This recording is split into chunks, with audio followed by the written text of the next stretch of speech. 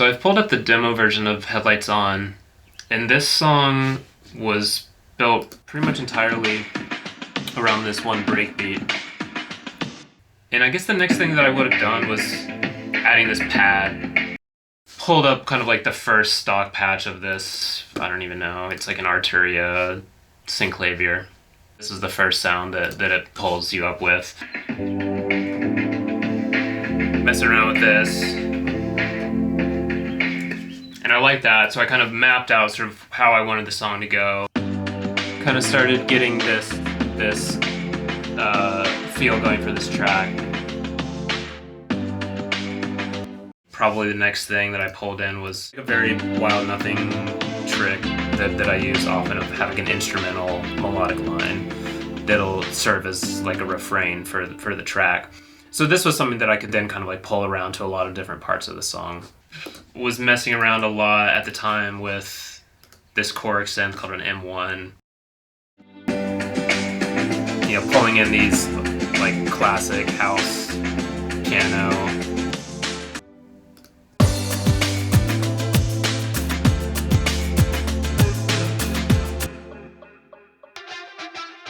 So this was in the demo as well. I had been fussing around with using an EBow, which is like a little device with a light on it that you can use on your guitar to, you know, create a lot of sustain.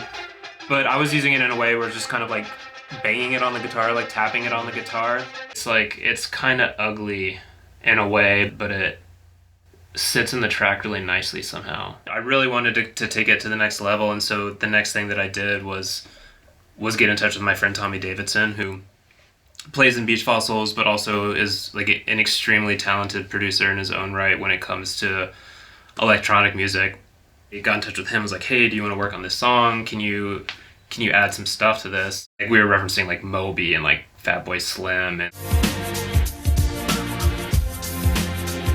now I've got the final mix stems pulled up here in this session, so I'll kind of be able to show you what Tommy added. The stuff that I sent him was super bare bones. You know, I was like, I sent him that breakbeat, but I was like, I don't really care if this stays in the song. That was the big thing, is me kind of asking him to just reprogram the drums full stop. You know, that's when we kind of got into this world.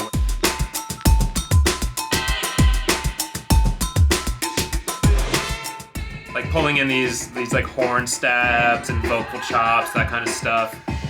And I feel like he kind of brought in this element too of like the song got a bit sort of like baggier, like referencing, you know, like Happy Mondays and that sort of thing.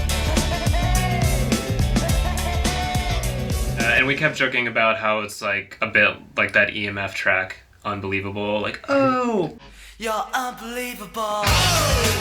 It was like starting to feel like way more upbeat and like had a lot of like propulsive energy. But at the core of it, like, you know, I still had written these lyrics that were about kind of going through like a really tough time relationship-wise, you know, like early pandemic, just having a baby. Like emotionally, I was like in this very kind of like heavy state, but then was you know, having this kind of catharsis of working on this song that was kind of becoming more and more of just like body music, you know. Also, was kind of funny to me that like the first big drop of the song, like the line that leads into the drop is, all the things I hate about myself. I really love when there's that balance in music. I look for that a lot myself too in like the music that I listen to. Just to kind of like take it the extra mile, I got in touch with George Elbrecht, who I've worked with a lot, co-produced and mixed Indigo. He's someone where I feel like I could give him a track and be like, okay, this needs to be mixed, but we also need like a few more things.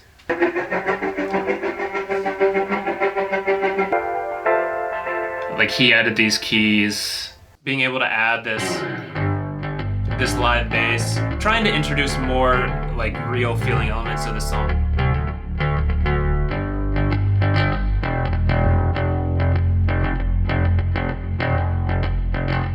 Track some sax. Oh, let's hear the sax. Yeah, let's get the sax out. I know you love a bit of sax. I do. Here's our sax. But then what's funny about this is that, you know, There's just some MIDI horns in here as well, which sounds kind of horrendous by itself, but then you stack it with the real sax, and suddenly you have something kind of special. And again, that was another thing that was through George. I feel like he has like such a Rolodex of people where he's just like, oh, we need this thing, I'll have them track it, and then it's like in the mix like 2 days later. George had just worked with Van Hatchie on some things, and so he reached out to Harriet, got her to do some backing vocals. So let me see here. Pulling me up, I'm so folded up inside of you. I keep my headlights on. That was, I think, kind of like the thing that really sort of like, after that, the song felt done, finally.